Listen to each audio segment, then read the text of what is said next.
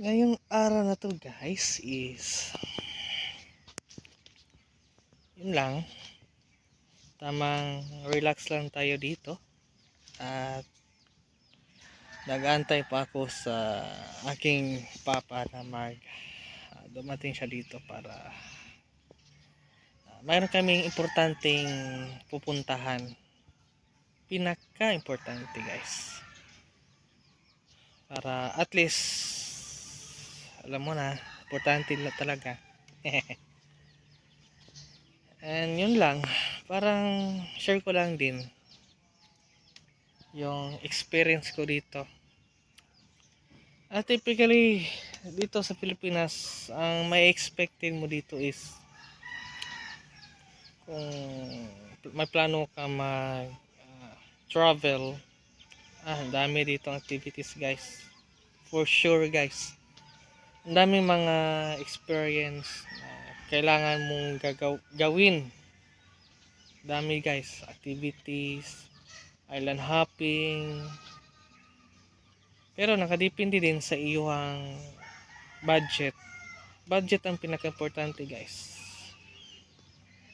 Every traveler have a own budget, ika nga.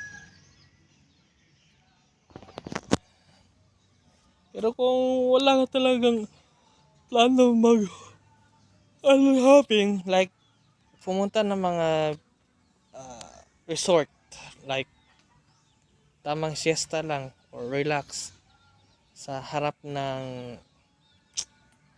ocean, very clean ocean, yun, pinaka convenient yan eh.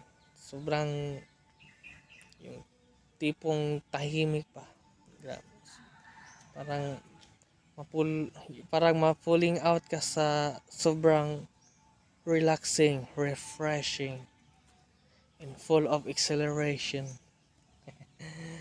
Yun lang.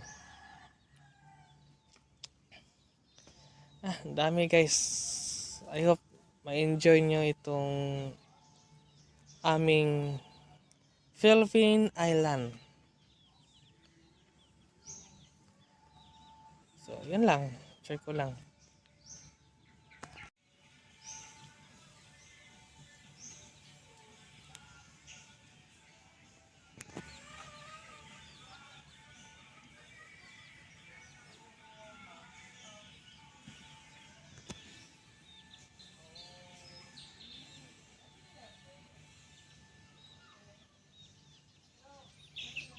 And about pala sa kaalaman guys, may plano na mag-travel dito, about sa internet connectivity dito is not great.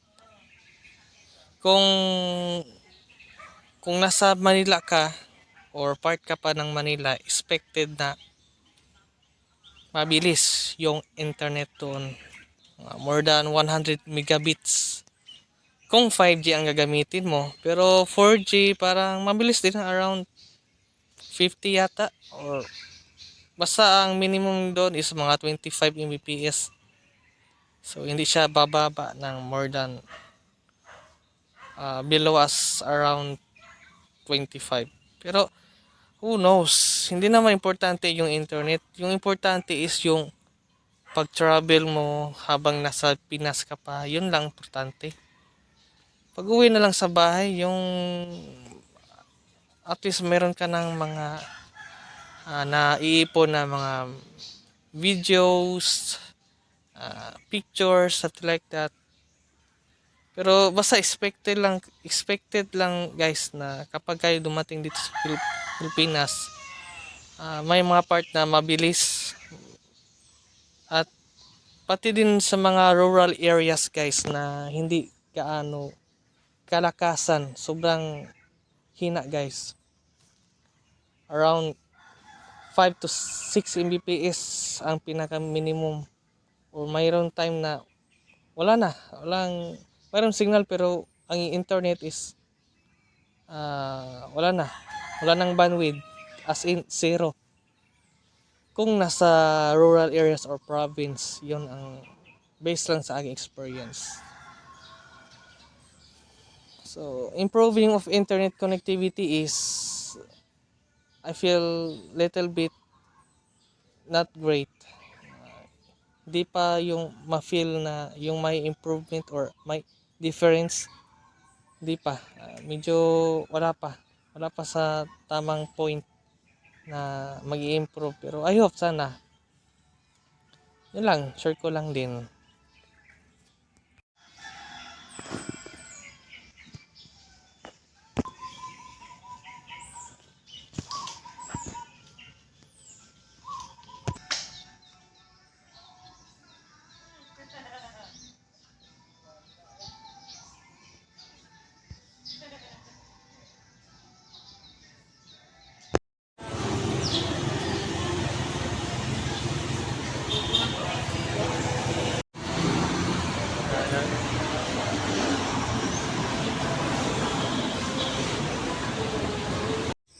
Hey guys, so I already home now, few hours ago. So I already complete my by the way, I have registered for my just like a driver's license.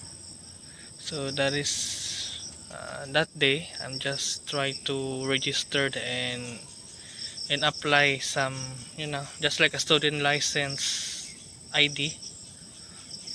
And yeah, that is my, I hope I have, if right now it's a little bit more, a lot of process to get a driver's license, and I can able to drive uh, any kind of vehicles, uh,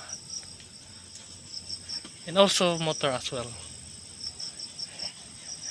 But right now I don't have any experience how to drive a real car, or just like a private car. So I don't have any experience, as in zero. So that's why this coming October, no, November 16. So that is the day that we're going to practice, or and also orientation as well. So yeah, kind of.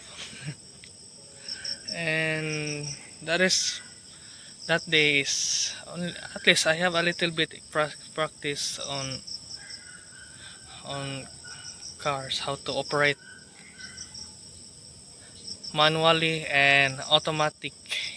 That is two option, or two configuration, how to drive perfectly. And also motor is very easy for me. I already drive uh, manually and also automatically also. So yeah, I don't have any problem at all for the motor as well. So yeah, that is all for today's vlog. And this coming 16, I'm going to take a vlog, just only my, just like a personal vlog or vlog documentation. I'm just share with here my life, my content. So yeah, that's it. Okay, bye bye.